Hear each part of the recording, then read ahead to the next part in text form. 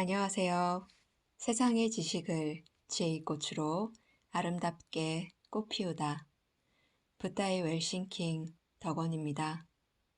오늘 여러분들께 소개해드릴 책은 드로우 앤드류 지음 다산북스에서 출간한 럭키 드로우입니다. 이 책은 좋아하는 일로 경제적, 시간적, 정신적 자유를 얻은 상위 1% 밀레니얼 프리워커의 성장기를 담았습니다.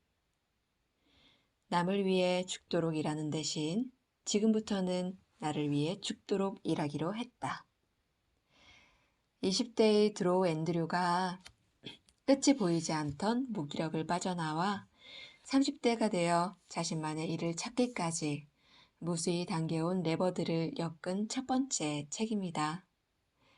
아직 나만의 길을 찾지 못해 일과 삶 사이에서 방황하는 사람이라면 이 시대 가장 주목받게 된 과정을 통해서 좋아하는 일만으로도 충분히 행복하게 성장할 수 있다는 사실을 확인할 수 있을 것입니다. 오늘은 두 가지 이야기 들려드릴까 합니다. 첫 번째, 누구나 좋아하는 일을 하며 살 순 없어요. 드로우 앤드류 채널의 메시지는 좋아하는 일로 행복하게 일하자이다. 그런데 가끔 이런 댓글이 달리기도 한다. 누구나 앤드류님처럼 좋아하는 일을 하며 살 순 없어요. 당신의 영상이 누군가에게는 상처가 될 수 있다고 생각되지 않나요? 맞는 말이다. 지금 당장 먹고 사는 일이 바쁜 사람에겐 배부른 소리처럼 들릴 수 있다. 나도 스스로의 잠재력을 믿지 못한 채 싫어하는 일로 돈을 벌어야만 했던 시절이 있었기에 그러한 지적에 충분히 공감한다. 하지만 댓글을 쓴 그 사람에게 되묻고 싶다. 유튜브 영상을 볼 수 있는 최소한의 시간이 있다면, 그리고 무언가를 만들어낼 수 있는 스마트폰과 인터넷이라는 리소스가 있다면, 진정으로 좋아하는 일을 찾고 그것에 시간과 에너지를 투자할 수 있는 환경은 갖춘 게 아닐까? 생계를 유지하려고 좋아하지도 않는 일을 억지로 해야 하는 현실이 억울할 수도 있다. 하지만 어딘가에는 분명 좋아하는 일을 하며 행복하게 일하는 사람들이 존재한다. 미국에서 처음 인턴으로 일을 시작했을 때 내 월급은 150만 원 정도였다. 시리얼로 끼니를 때우며 방 하나가 딸린 집 월세를 내고 나면 남는 돈은 거의 없었다. 늘 돈이 부족했던 난 연봉에 대한 궁금증이 생기기 시작했다. 대체 몸값은 누가 정하는 걸까? 똑같이 아침 9시부터 저녁 6시까지 일하는데 왜 누구는 억대 연봉을 받고 누구는 그 돈의 반의 반도 안 되는 돈을 받는 걸까? 우울한 질문이 이어질수록 난 스스로를 탓하기 시작했다. 내 학벌이 부족해서 그런가? 내가 미국인이 아니라서 그런가? 내가 영어가 부족해서 그런가? 자괴감이 깊어지던 중 어느 날 빌 게이츠의 말이 내 가슴에 쿡 박혔다. 삶은 불공평한 거야. 그러니 익숙해져.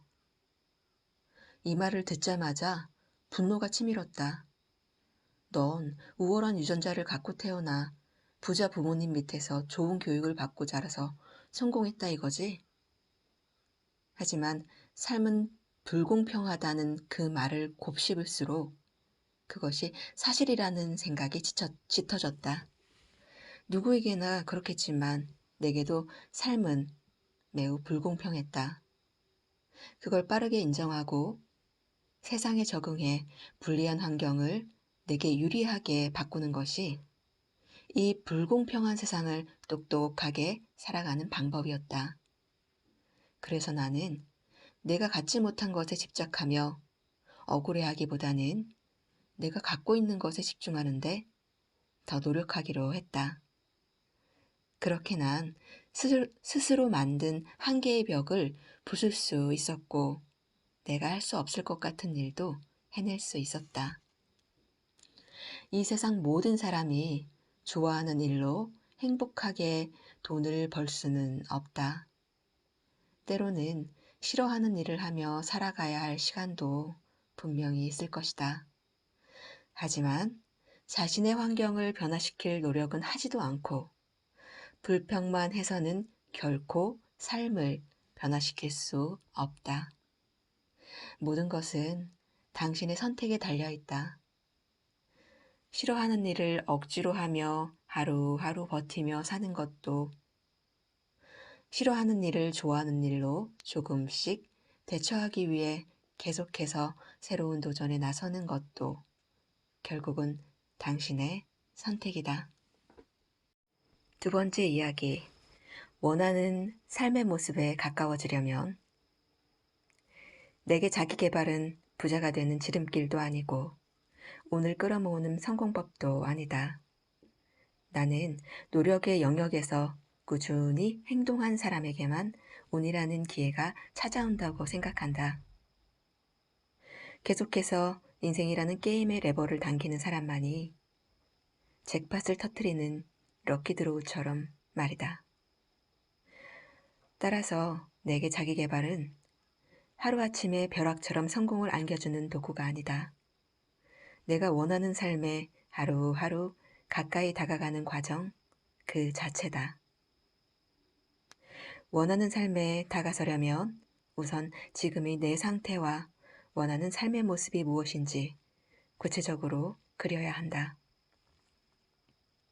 성공한 사업가가 되고 싶다거나 멋진 근육질 몸매를 갖고 싶다거나 유명한 예술가가 되고 싶다거나 내가 원하는 사람의 모습과 지금 현재의 내 모습이 얼마나 다른지를 이해하고 그 거리를 매일매일 조금씩 좁혀가는 것이다.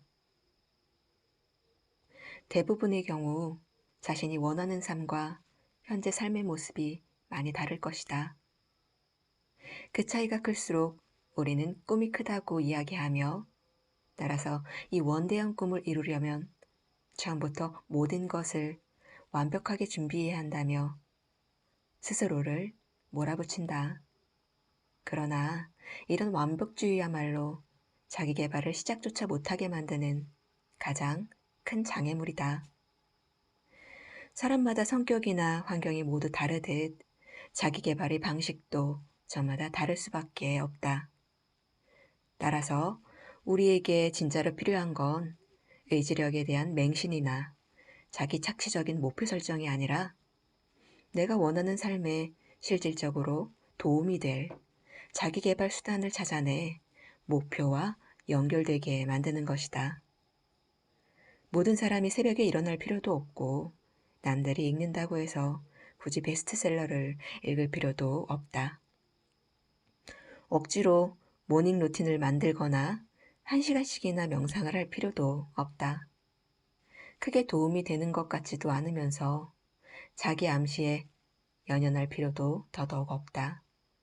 다만 내가 원하는 삶을 위해 새벽 시간이 필요한지, 어떤 책이 도움이 되는지, 어떤 루틴과 마음가짐이 시급한지 스스로 정확히 이해해야 지속 가능한 자기 개발을 실천할 수 있다.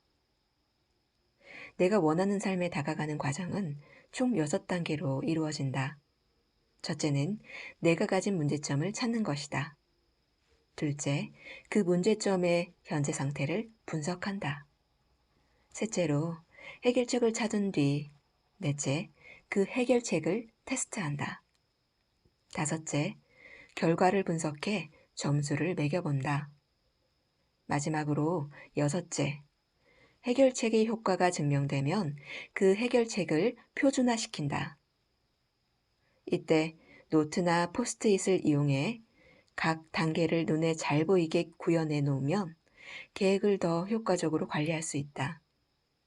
앞으로는 이런 식으로 자신의 문제점을 발견하자. 그 문제점을 해결하는 프로젝트를 성공적으로 끝냈다면 아직 해결하지 못한 또 다른 문제점을 찾고 그것을 개선할 수 있는 방법을 찾아보자. 유튜브 채널의 정체가 찾아왔을 때 내가 가진 가장 큰 문제점은 조회수였다. 나는 가장 먼저 현재 상태를 분석했고 내가 올리는 영상의 노출 클릭률과 시청 지속 시간이 낮다는 걸 알게 됐다. 이를 보완하기 위한 해결책으로 썸네일과 제목의 문구들을 수정하고 영상의 구성을 고민하기 시작했다. 여러 썸네일과 제목을 달아보고 영상 앞부분에 하이라이트를 추가하고 전체적으로 더 촘촘하게 편집한 뒤 노출 클릭률과 시청 지속 시간이 높아지는지 테스트를 해보았다. 데이터를 확인하니 썸네일과 제목이 개선된 후 노출 클릭률이 10% 가까운 수치로 올라갔고 시청 지속 시간도 40%로 상승했다. 이렇게 찾아낸 방법을 채널 운영 전반에 활용했더니 영상 조회수도 점점 높아지기 시작했다.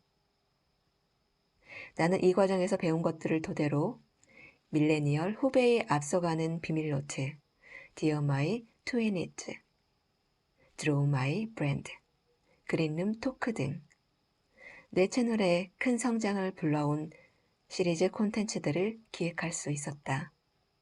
이것이 달콤한 결과가 아닌 과정에 집중하는 나의 자기계발 방법이다.